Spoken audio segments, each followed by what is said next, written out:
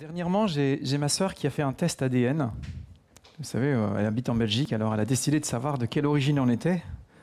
Et il se trouve que nous avons 8% de gènes anglais dans la famille et 92% de gènes flamands, à la fois flamands et aussi du sud de l'Allemagne. Et donc, j'ai réalisé que tout compte fait, en fait, j'avais un de mes fils qui dit « J'espère qu'on a des origines allemandes ». Je ne sais pas pourquoi, il aimait beaucoup ça. Et puis ma sœur disait oh, « J'espère qu'on n'a pas des origines allemandes ». Vous voyez, c'est particulier. Eh bien oui, on a des origines du sud de l'Allemagne. Et du coup, je me disais « Tiens, je me sens un peu plus proche des Alsaciens, du coup ». Il y a quelque chose comme ça. En fait, je trouve que c'est remarquable comment est-ce qu'on peut retrouver comme ça nos origines à partir de ces tests ADN. C'est magnifique, l'ADN. Il y a quelque chose qui va tourner là derrière vous. On peut passer la suivante, si vous voulez bien. Voilà. Normalement, il y a une vidéo. Mais elle n'est pas là, c'est pas grave, elle ne viendra pas. En fait, j'avais une magnifique vidéo qui faisait tourner un ADN comme ça sur lui-même, mais bon, vous le devinez bien, d'accord? En fait, cet ADN, ça représente la molécule support qui contient toute l'information génétique concernant votre hérédité. Par exemple, la couleur des yeux, la couleur des cheveux, tout ça est dans cet ADN. Et ça prend la forme d'un long brin qui est en forme de 8 et qui tourne sur lui-même. Et en continu, en tout cas. Et à l'intérieur, il y a tous les gènes qui sont présents et tout est codé par des lettres et ça contient dans le noyau de cellules vos propres origines. Et à l'intérieur de tous ces gènes qui sont codés, eh bien, cela finit par faire de vous un être unique. Donc, vous et moi, nous sommes des êtres uniques, mais nous sommes néanmoins le produit d'une collectivité. On n'est pas un être séparé, on n'est pas un être indépendant, on est un être dépendant. Et donc l'ADN, c'est un principe créationnel, c'est un principe que Dieu a créé, et on le voit dans Genèse chapitre 1, où Dieu a créé et ordonné la reproduction selon leurs espèces. Et le but, c'était de transmettre, je ne sais pas si je peux monter ça, il faut juste tirer dessus? Super, merci, c'est mieux. Et le but était de transmettre à la génération suivante les caractéristiques que Dieu avait mis, notamment en Adam et Ève. Vous trouvez Genèse 1, 28, croissez, multipliez, vous connaissez ça. Hein. Et donc, ce qu'on doit savoir ici, c'est que le but de cet ADN, c'est de transmettre la vie à la génération suivante. Et ce qui est vrai de la vie physique, l'est aussi de la vie spirituelle. Et quand Dieu a mis son ADN en Adam, eh bien, il a mis en Adam un ADN spirituel qui était censé se reproduire dans toutes ses fils et ses filles spirituelles, c'est-à-dire jusqu'à nous, jusqu'à présent. Et ça, c'était le but que Dieu avait donné. Un ADN qui nous permettait de pouvoir être en communication, en communion avec le Dieu créateur.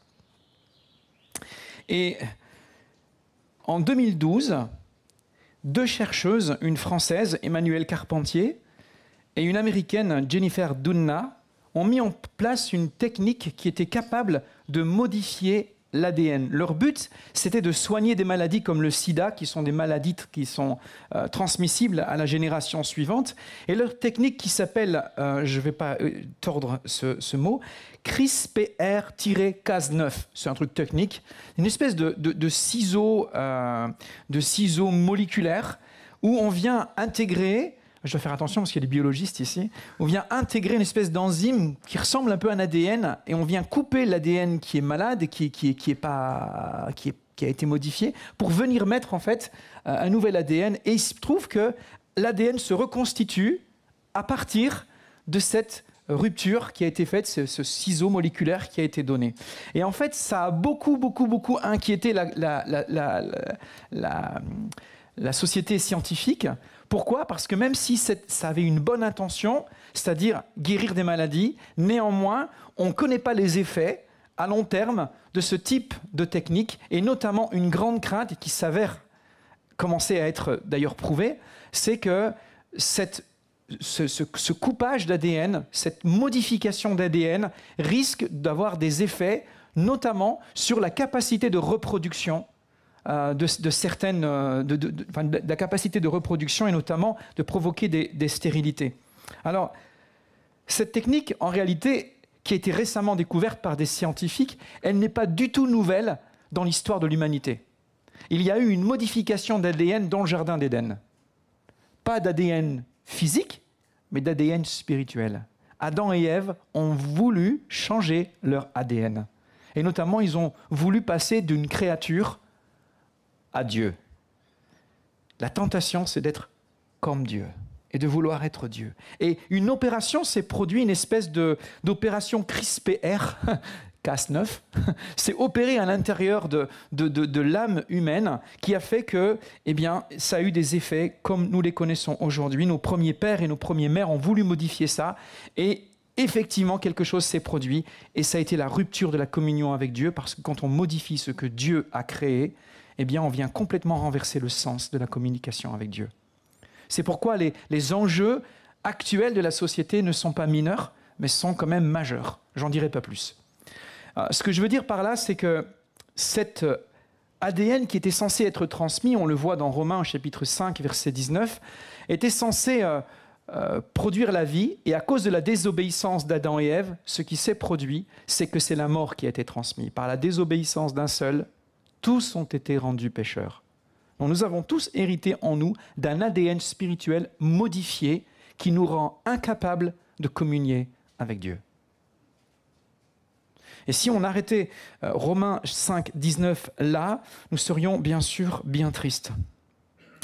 En fait, cette modification d'ADN spirituel a provoqué une stérilité spirituelle au point où la vie de Dieu n'a pas pu être transmise par Adam et Ève à la descendance. Ce qui veut dire que si vous êtes là pour la première fois ce matin ou que vous nous écoutez pour la première fois, on ne naît pas chrétien. On est coupé de Dieu, pécheur et irrémédiablement coupé de Dieu. Et vous avez besoin que Dieu vienne opérer en vous, implanter en vous l'ADN de Dieu, un nouvel ADN vivant pour que vous puissiez à nouveau communiquer avec Dieu. Et c'est exactement ce que Jésus-Christ a fait.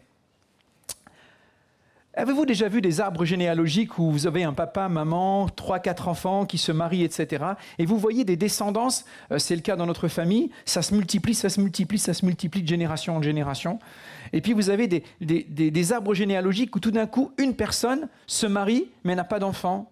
Et tout d'un coup, la branche généalogique s'arrête. Alors je suis conscient ce matin que je suis en train de parler à peut-être dans cette salle à des personnes qui depuis longtemps cherchent à avoir des enfants et n'en ont pas. Et je sais que c'est une grande souffrance que de vouloir des enfants et de ne pas en avoir. Et j'aimerais vous dire quelque chose. Dans l'église chez nous, il y a à peu près 4 ans, nous avons fait le constat que 7-8 couples de jeunes gens dans notre église ne parvenaient pas à avoir d'enfants, ce qui était beaucoup plus haut que la moyenne dans la société. On s'est dit, il y a quelque chose qui ne va pas. Et nous avons prié, nous avons cherché Dieu, et Dieu nous a révélé qu'il y avait des choses qu'il fallait mettre en ordre avec Dieu, non pas dans la vie de ces personnes, mais dans la vie de notre communauté, pour permettre à la bénédiction et à la vie de Dieu de venir. On a convoqué tous les anciens, tous les responsables, et pendant toute une journée, nous avons prié. Fabrice, Valérie étaient avec moi, Anne était avec moi aussi. On a prié dans chaque endroit de ce local. Nous avons prié et nous avons demandé la bénédiction de Dieu. Dans les années qui ont suivi, plusieurs couples ont eu des bébés, certains en ont déjà eu 2, 3 depuis. Et parmi les 2 couples qui n'ont pas encore eu de bébé, l'un d'eux, et j'ai réfléchi, ça correspond vraiment à la période où on a prié, eh bien, ont commencé à avoir des bébés spirituels. Ils ont commencé à former des fils et des filles spirituels. Et j'aimerais vous dire une chose, que notre descendance soit naturelle ou spirituelle, la volonté de Dieu, c'est que notre vie se reproduise. Et c'est le thème de mon message ce matin. Devenir des e-transmetteurs. Transmetteur, pour E pour évangile, et transmetteur, c'est transmetteur de cet évangile de vie. Alors, Romains 5, 19 nous dit que comme par la désobéissance d'un seul homme, beaucoup ont été rendus pécheurs, de même par l'obéissance d'un seul, beaucoup ont été rendus justes. Le remède de Dieu à la modification de cet ADN spirituel, c'est de venir implanter en nous un nouvel ADN, l'ADN de l'Évangile. Et la particularité de cet ADN, c'est qu'il a été acquis au prix du sacrifice du Fils de Dieu. Il a fallu que celui qui est né, non pas d'un ADN modifié, mais d'un ADN divin, devienne homme, prenne notre condition, meurt sur la croix pour nos péchés, c'est-à-dire pour détruire toute modification de cet ADN spirituel, de manière à faire naître en ceux qui croient en lui cet ADN nouveau. J'aimerais vous dire une chose, si vous croyez en Jésus-Christ et que vous vous êtes repentis, vous avez en vous l'ADN spirituel de Dieu. Et ça vous rend capable de faire des choses que vous ne pouviez jamais faire auparavant. Ça vous rend capable de communier avec Dieu. Ça vous rend capable de prophétiser. Ça vous rend capable même de voir des choses que vous ne voyiez pas auparavant. Ça veut dire que vous êtes une race spéciale. C'est dit maintenant. Ça va ? Qu'on soit juif, grec, romain, français, belge, châtain, brun, roux, blond, noir, blanc, jaune, homme, femme. Si tu as l'ADN de Dieu en toi, ça veut dire que l'Évangile a été planté en toi. Et j'aimerais te dire une chose, cet ADN de l'Évangile a dans ses gènes la puissance de reproduction. Qu'est-ce que ça veut dire ? Quand vous lisez la parabole de Jésus, dans la parabole du semeur en Matthieu 13, qu'est-ce qui se passe quand un grain tombe dans la bonne terre ? L'un porte 100, l'autre 60, l'autre 30. Mais partout où la semence du royaume de Dieu est plantée dans la vie de quelqu'un, il y a toujours de la reproduction. Et j'aimerais ce matin nous défier à ne pas devenir une branche morte de l'arbre généalogique spirituel de Jésus-Christ. J'aimerais vous encourager à réaliser que vous avez en vous la capacité de produire du fruit, c'est-à-dire d'être un disciple qui fait des disciples. Et ça, ce n'est pas donné juste aux pasteurs ou aux prophètes ou aux anciens, c'est donné à toute personne qui fait partie du corps de Christ. Et j'aimerais déclarer sur votre vie que votre vie spirituelle est destinée à se reproduire. Alors la grande question va être celle-ci. Cet ADN spirituel que tu as reçu en tant que disciple, si tu es un disciple, ça veut dire qu'il y a en toi quelque chose qui va te pousser à te reproduire. Si tu es un disciple, ça veut dire qu'à la fin de ta vie, tu vas être en mesure de pouvoir présenter à Dieu des disciples qui ont été formés à partir de toi. C'est la vie normale. C'est la fertilité normale du royaume de Dieu. Ça veut dire que si tu es un prophète, tu dois être en mesure de pouvoir dire voilà les 2, 3, 4, peut-être un prophète que j'ai formé. Si tu es un pasteur, ça veut dire que tu produiras et reproduiras des pasteurs. Si tu es un père spirituel, ça veut dire que tu formeras des pères spirituels. Si tu es un conducteur de louange ou une conductrice de louange, merci beaucoup, j'ai une parole pour toi d'ailleurs. Conductrice de louange, en fait, j'ai reçu plein de paroles pendant l'équipe de louange. Je me suis dit, je vais attendre d'avoir le micro. Et ce qui était génial, c'est que pendant que toi, tu prophétisais, je comprenais les paroles que je recevais pour les gens. J'en parlerai après. Je ne sais pas si je vais finir ma prédication aujourd'hui, parce qu'il y a une onction prophétique ce matin. Waouh! Et ça veut dire que quand tu es conducteur de louange, tu produis des conducteurs de louange. Si à la fin de ta vie, tu n'as pas formé quelqu'un, Corinne, ça veut dire qu'il va manquer quelque chose. Ton ADN spirituel n'aura pas été reproduit. Donc aujourd'hui, je t'invite déjà à penser qui je pourrais former. C'est ça la vie du royaume. C'est la vie de la reproduction. Alors, première chose, comment devenir un e-transmetteur ? Vous avez compris, quelque chose a été mis dans votre vie qui doit se reproduire. Qui que vous soyez, vous avez quelque chose de Dieu à transmettre à quelqu'un d'autres. Quel que soit l'état de votre vie, que vous luttiez avec la maladie, que vous soyez veuve ou veuf, que vous soyez jeune converti, que vous ayez été brisé dans votre vie, que vous ayez été déçu dans votre vie, quoi qu'il en soit, il demeure quelque chose en vous qui est appelé à se reproduire. Ça va ? Vous devriez dire amen, hein ? Parce que c'est vrai. Première chose pour devenir un e-transmetteur, premier des points, c'est être soi-même un modèle. Nous reproduisons non pas ce que nous disons, nous ne reproduisons pas ce que nous faisons, nous reproduisons ce que nous sommes.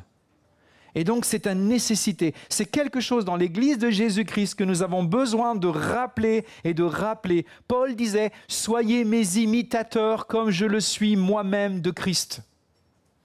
Paul encourageait Timothée à être un modèle de foi, de pureté, etc. Il a encouragé les personnes à devenir des incarnations de cet ADN qui se reproduit. Et le plus grand défi de votre vie, c'est de devenir un modèle reproductible. De toute façon, vous l'êtes. Mais qu'est-ce que vous reproduisez? Quel type de modèle? Quelle espèce? Jésus a dit qu'on reproduisait selon notre espèce. Quelle espèce de disciple êtes-vous? Quelle espèce de disciple êtes-vous? Si vous êtes un disciple très légaliste, vous allez reproduire des gens très légalistes. Si vous êtes un disciple très libéraliste, vous allez reproduire. Vous savez, on a constaté quelque chose dans l'Église et dans les églises, c'est que les parents qui ne prenaient pas l'habitude d'être fidèlement attachés à la communauté reproduisaient des enfants qui n'étaient pas fidèlement attachés à la communauté. Et quand les enfants grandissent et qu'ils arrivent à 18 ans et qu'ils commencent à faire des études, ils s'éloignent du Seigneur parce qu'ils n'ont pas pris l'habitude d'être connectés parce qu'ils n'ont pas vu le modèle chez leurs parents. On ne reproduit pas ce qu'on dit, on reproduit ce qu'on est. Ça va? Vous êtes toujours en vie? Dallas Willard, je pense que ça va s'afficher maintenant, a dit ceci: le refus de mener la vie du disciple aboutit à une existence privée de paix durable, d'amour qui imprègne tout, de foi qui voit tout à la lumière du dessein supérieur de Dieu en vue du bien d'espérance, qui tient ferme en face des circonstances les plus décourageantes, de puissance pour faire ce qui est bien et résister aux forces du mal. Bref, celui qui décide de ne pas se conduire en disciple se prive de la vie abondante que Jésus déclare être venu apporter.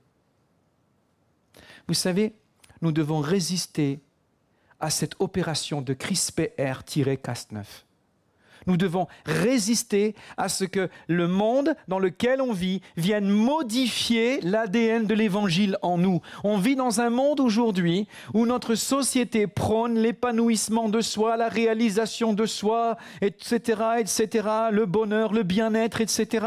Oui, mais tant mieux si tu es dans le bien-être. Mais ce n'est pas du tout l'ADN de l'Évangile. L'ADN de l'Évangile, c'est le renoncement à soi. Et aujourd'hui, on essaye de faire coller un pseudo-évangile à l'esprit de ce monde. Et ça produit des chrétiens OGM.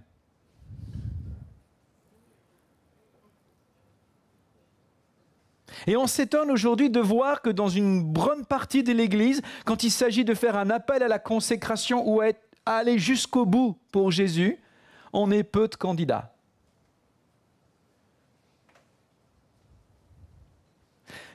Si, tu vas te reproduire, je veux te le dire, tu vas te reproduire. Mais quelle espèce de disciple es-tu?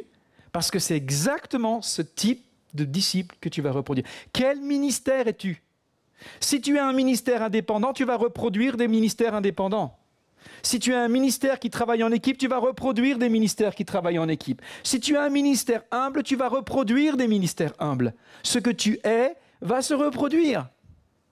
C'est sûr. Je n'ai pas dû me forcer pour transmettre la couleur des cheveux roux à mes fils. J'ai 4 fils et une fille qui va d'ailleurs se marier cet été. C'est la plus belle princesse après ma femme.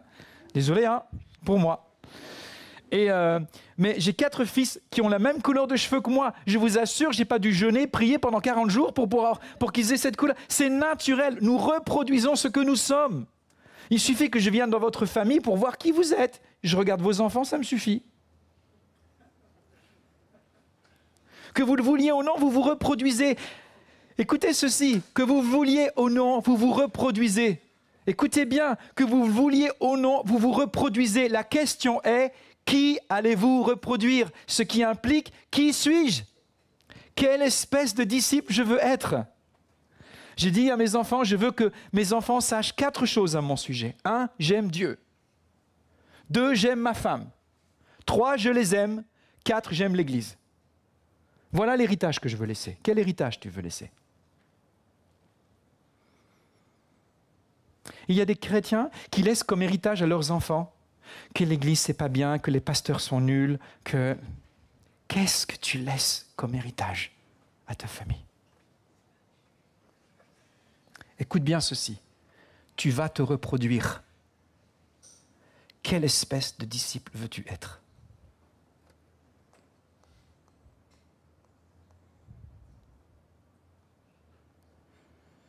Deuxième point. Je pense que je vais y arriver. Deuxième point.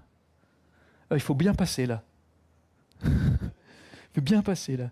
Deuxième point, pour être un e-transmetteur, vous devez être intentionnel. Regardez le verset qui s'affiche sous vos yeux. Paul dit à Timothée, « Toi donc, mon enfant, fortifie-toi dans la grâce qui est en Jésus-Christ, et ce que tu as entendu de moi en présence de beaucoup, confie-le à des hommes fidèles qui soient capables de l'enseigner aussi à d'autres. » Paul a dit, « L'ADN que tu as reçu de Christ par mon intermédiaire, Timothée, transmets-le à d'autres qui eux-mêmes vont être capables de le transmettre à d'autres. » Un jour, je me suis réveillé un matin avec une phrase dans ma tête, je savais que c'était Dieu qui me parlait.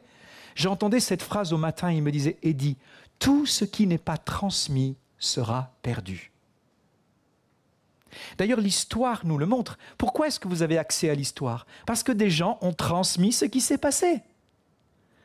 Si vous moi, j'ai des informations sur ma famille que je n'ai plus parce que les seuls qui les détenaient sont morts. Et je regrette de ne pas les avoir demandés avant.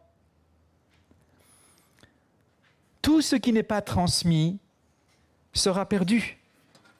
D'ailleurs, c'est la raison pour laquelle, et c'est un autre verset qui s'affiche dans Deutéronome 4,9, Dieu a dit à Israël, « Seulement prends garde à toi. » Vous savez, ça revient à être un modèle. Hein, et veille attentivement sur ton âme. Sois un modèle tous les jours de ta vie, de peur que tu n'oublies les choses que tes yeux ont vues et qu'elles ne sortent de ton cœur. Enseigne-les à tes enfants et aux enfants de leurs enfants. Ce texte dit, sois un modèle et sois intentionnel pour transmettre ce que l'Éternel t'a donné. Nous devons être intentionnels. Est-ce que tu as un plan pour ta famille? Ma femme et moi, nous avons un plan avant même leur naissance. Quitter la maison avec le permis. Ce n'était pas le numéro 1. Hein. Avec un métier, ou du moins une capacité à faire un métier, ça c'était nos points secondaires. Nous n'avons jamais exigé que nos enfants fassent des hautes études. Si vos enfants peuvent en faire, tant mieux pour vous.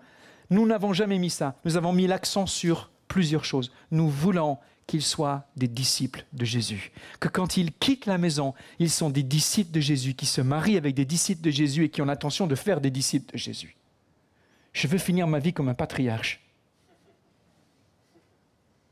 Que Dieu me fasse grâce d'obtenir cela, parce que c'est purement la grâce de Dieu.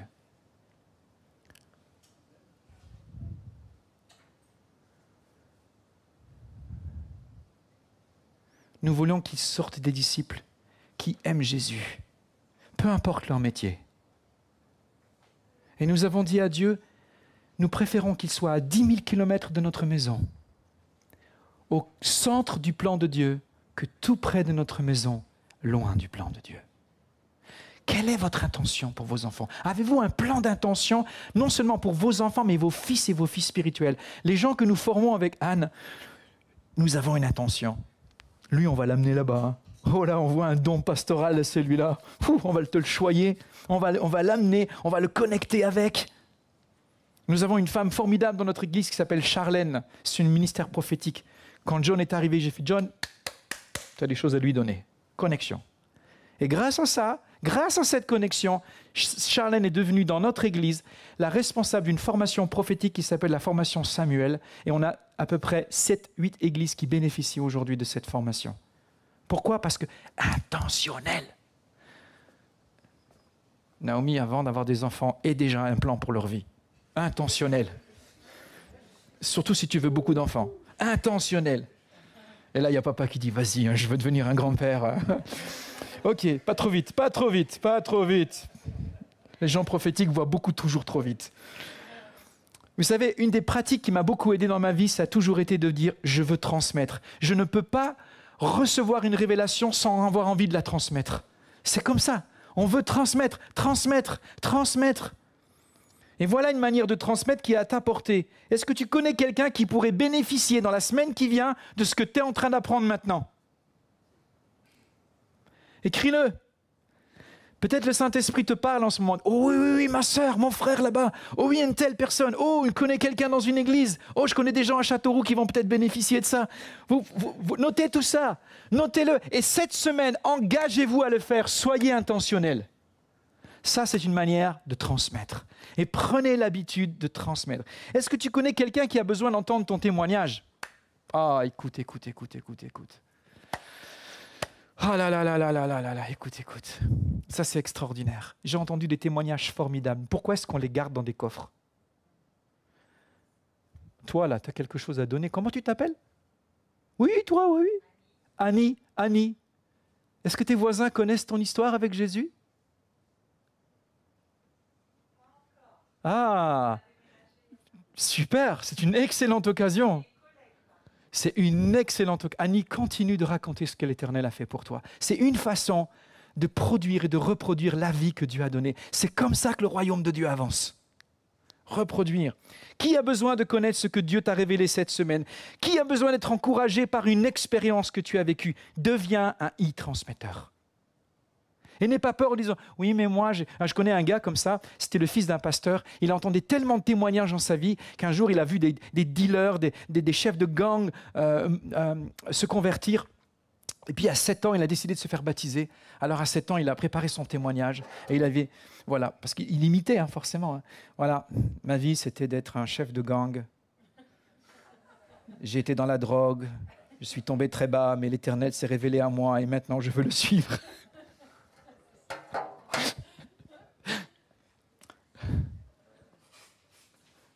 Sois intentionnel. Sois intentionnel. Deviens un e-transmetteur. Réveille l'ADN de reproduction qui est en toi. Adopte une mentalité de reproducteur. Parce que tu sais, si tu ne veilles pas sur toi-même, et si tu n'es pas intentionnel dans ce que tu veux transmettre, tu risques de transmettre aux autres et à tes enfants et à tes fils spirituels tout ce que tu ne voudrais pas leur transmettre. Il se trouve que les mauvaises herbes poussent plus vite que le blé. Et c'est tellement triste de voir des enfants dans des familles chrétiennes ou des membres d'église qui finissent par tourner le dos à Christ parce que ceux qui étaient censés être le transmetteur de cet ADN n'ont pas été intentionnels. Troisième point, la concentration. Jésus nous a laissé un exemple. Bien qu'il se soit soucié des multitudes, Jésus a choisi 12 personnes. On est dans une société aujourd'hui où on veut le plus de likes possible. Tu as combien de vues sur ton Facebook? Ah, moi j'en ai 4500. Et toi? Ah, moi j'en ai 8300. Des quoi? C'est dépassé. C'est des likes maintenant. Alors, mais moi j'ai ni Facebook ni machin, je suis un dinosaure moi. C'est quoi maintenant? Instagram? Voilà. Combien tu as de likes quand tu fais quelque chose? Ah, moi j'ai des... Ah, je connais un mot. J'ai des followers. Parce que j'ai entendu ça dans la bouche de ma fille. Ah, j'ai autant de followers. Ok, écoute bien ceci. Jésus, il avait une foule de followers. Mais il s'est concentré sur 12 personnes. Jésus a pris 3 années pour former 12 personnes. Si tu veux transmettre la vie, tu dois être concentré. Vous savez, je vais vous dire une chose. Vous pouvez avoir une église de 2500, 4000 personnes, mais vous ne pouvez jamais transmettre la vie à 3000 personnes. Vous devez vous concentrer. Pourquoi? C'est parce que même dans une grande église de 3000 personnes, il faut des groupes de disciples qui font des disciples, parce que c'est comme ça que la vie se reproduit. Je ne suis pas contre les grandes églises, je trouve que c'est merveilleux quand on peut tous se voir et louer le Seigneur ensemble. Waouh! J'ai vécu des rassemblements, on était 2000, 3000 personnes. Waouh! On a besoin de ça, ça fait du bien. Mais tu ne peux pas te concentrer sur 3000 personnes. Tu as besoin de te concentrer sur un petit groupe de personnes, comme Jésus l'a dit. Robert Coleman a dit ceci, je pense que ça va s'afficher. Vas-y. Voilà. Il vaut mieux consacrer une année à 1 ou 2 personnes qui veulent savoir ce que signifie conquérir pour Christ que de donner toute une vie à une assemblée simplement soucieuse de respecter le programme établi. C'est un rappel de vaccin pour les pasteurs. C'est du Pfizer à haute dose.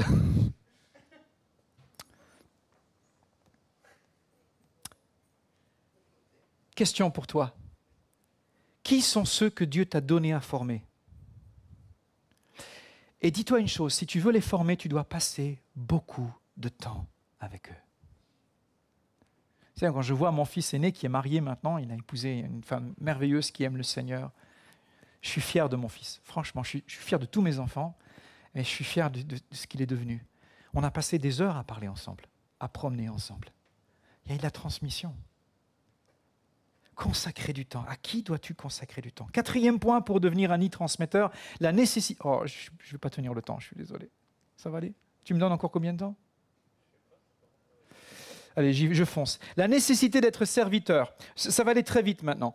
Jean 13, 14 a dit, « Si donc je vous ai lavé les pieds, moi le Seigneur et le Maître, mais vous devez vous laver aussi les pieds les uns aux autres, car je vous ai donné un exemple afin que vous fassiez comme je vous ai fait.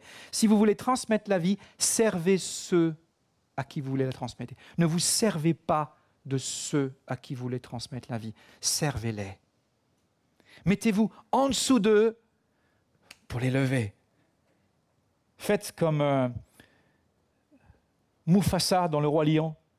Il prend son fils Simbad et il l'élève devant lui. Il est plus haut que moi. Moi, je voudrais que mes fils aillent plus loin que moi. Je veux que mes fils naturels et mes fils spirituels aillent plus loin que moi. Je vais les élever. Alors, je me mets comme ça, ils montent sur mon dos. C'est pour ça que j'ai des problèmes de dos.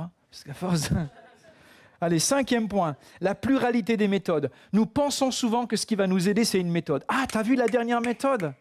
Super, former des disciples 2.0. Ah, ça va marcher. Est-ce que je peux avoir les fascicules? Tu peux avoir toutes les méthodes que tu veux. Il faut que tu saches une chose. Nous avons un ADN unique.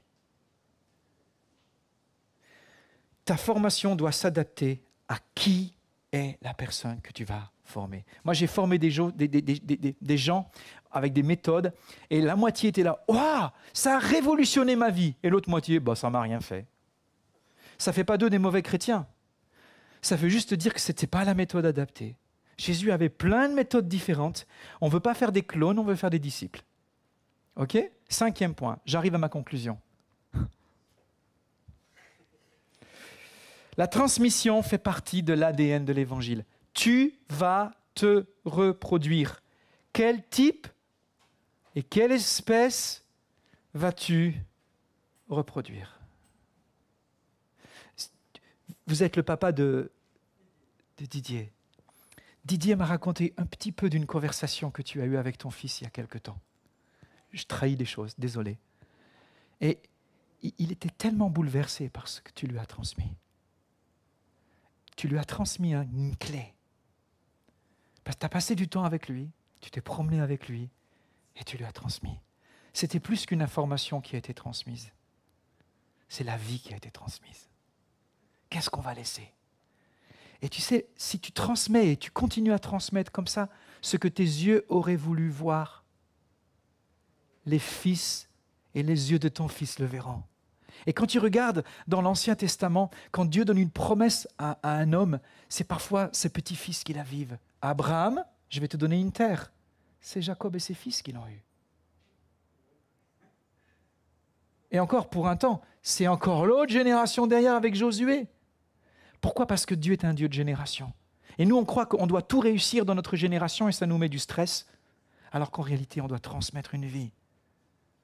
Alors, tout ce que tu as vécu, c'est pas perdu. Tout ce que tu n'as pas vécu, mais que tu as transmis de ce que Dieu t'a donné, sera pas perdu. Sois en paix, mon frère. Sois en paix. Oh oui, écris, s'il te plaît. Écris. Alors, la question, et je vais terminer avec ça, qu'allez-vous laisser comme héritage derrière vous? Le 12 août 1985, à 6 heures environ, un avion de la compagnie japonaise Airlines était prêt à décoller. Il était environ 6 heures, quand cet avion était prêt à décoller. Le pilote a attendu les consignes de la tour de contrôle. Il y avait 524 personnes à bord de cet avion. La capacité de remplissage de cet avion était de 525. Il y avait 509 passagers et 15 membres d'équipage. À 6h05, l'avion a commencé son processus de décollage. Et à 6h12, le pilote a mis en marche les moteurs pour décoller. 12 minutes de vol plus tard, alors qu'il était à la bonne altitude, quelque chose de terrible s'est produit. Il y a eu une explosion à l'arrière de l'avion. 7 ans plus tôt, cet avion avait eu un atterrissage dramatique qui avait provoqué en fait des trous dans le fuselage de cet avion. Et les ingénieurs de Boeing sont venus pour réparer cet avion. Le problème, c'est qu'ils l'ont mal réparé. Et après 7 ans de vol, ils ont fait quelque chose. Après 7 ans de vol, la compression et la décompression répétitive dans l'avion, vous savez, on décompresse et on compresse constamment l'air dans un avion, sinon vous ne pourriez pas respirer. Eh bien, les vis, tout doucement, ont commencé à sortir. Et à force de voir cette force de compression se produire, l'air a fini par s'échapper d'un trou et a provoqué l'explosion de toute l'arrière de l'avion. Et vous savez, derrière et dans l'arrière de l'avion, il y a un stabilisateur, ce qu'on appelle le stabilisateur vertical. Et le stabilisateur vertical, c'est comme le gouvernail d'un avion. Et sans ce gouvernail, sans ce stabilisateur, le pilote n'a plus aucun contrôle sur l'avion. Alors toutes les hydrauliques du moteur passent par le stabilisateur. Et une fois que le stabilisateur est endommagé, le pilote, eh bien, il est lancé en plein air à toute puissance, sans plus pouvoir maîtriser son avion. Ni à droite, ni à gauche, ni en haut, ni en bas. Il est à la merci des vents et à la merci de la force et des forces qui régissent la terre. Alors ils ont essayé tout ce qui était possible. Ils ont appelé, ils ont eu des contacts avec la tour de contrôle. Ils ont tout essayé pour finir par se rendre compte qu'il n'y avait absolument aucun moyen de pouvoir régler le problème. Alors le pilote a fait un appel dans l'avion et il a dit ceci aux passagers. Une fois que le masque d'oxygène était libéré, et après qu'il y ait eu beaucoup de turbulences, le calme s'est un peu fait ressentir. Et là, le pilote a pris la parole et il a dit ceci. Nous n'allons pas pouvoir faire atterrir cet avion. Mesdames et messieurs, nous allons nous écraser.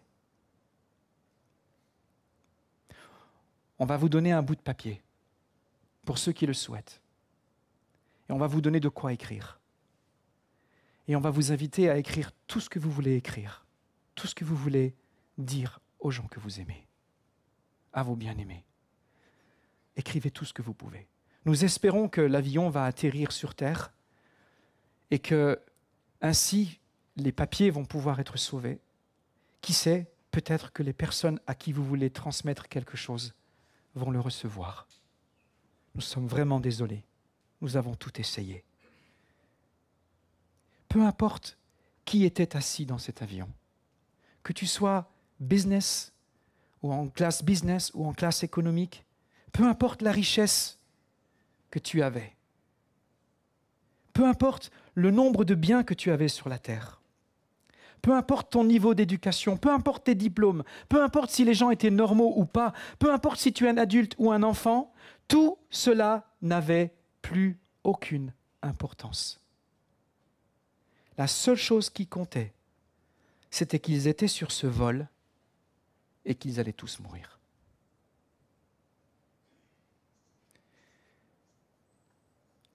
Si vous étiez assis dans cet avion et qu'on vous avait donné un bout de papier, qu'est-ce que vous auriez écrit sur ce bout de papier ?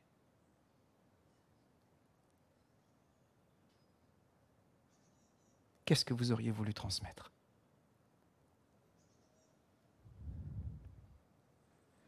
Pendant 30 minutes qui ont suivi cet incident, l'avion a été bousculé, les vents les ont poussés vers la mer, parfois vers la terre.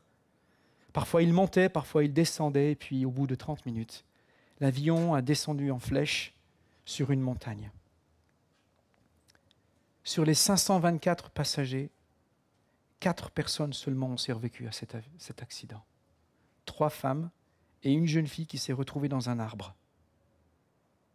Et au milieu des débris de l'avion se trouvaient des bouts de papier que les passagers avaient remplis, sur lesquels ils avaient écrit ce qu'ils voulaient dire une dernière fois à leurs proches. Un jour, nous allons devoir rendre notre papier. Qu'est-ce que vous allez écrire sur ce papier ? Qu'est-ce que vous allez laisser comme héritage ? Qu'est-ce que vous allez transmettre de cet ADN que Dieu a planté en vous ?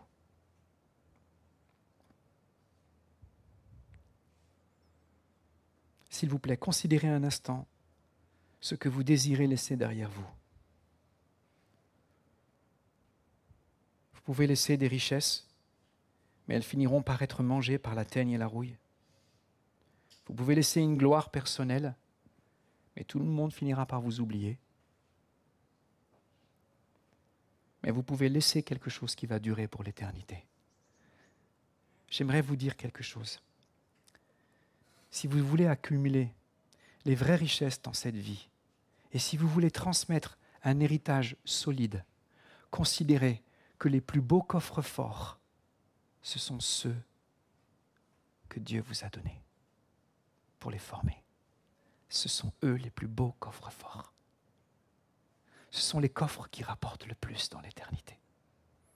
La question c'est, est-ce que tu veux bien devenir un e-transmetteur? Si c'est ça, alors il te faudra être un modèle, il te faudra être intentionnel, il te faudra être concentré, il te faudra être un serviteur et il faudra que tu fasses preuve de diversité. Mais la question la plus importante, quelle espèce de disciple es-tu et qu'est-ce que tu vas reproduire? Un jour, toi et moi, nous allons devoir rendre notre bout de papier. Un jour, notre avion ne va pas atterrir.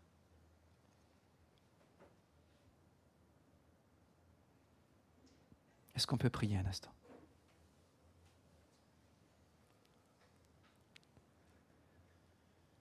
Seigneur, je te bénis pour les enfants et les jeunes qui sont dans cette salle ce matin. Je te bénis pour nos enfants, nos fils, nos filles.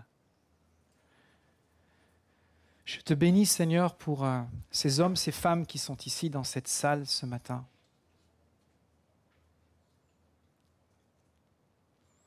Et je veux te dire merci, Seigneur, parce que il y a ici des hommes et des femmes en qui tu as mis l'ADN de l'Évangile.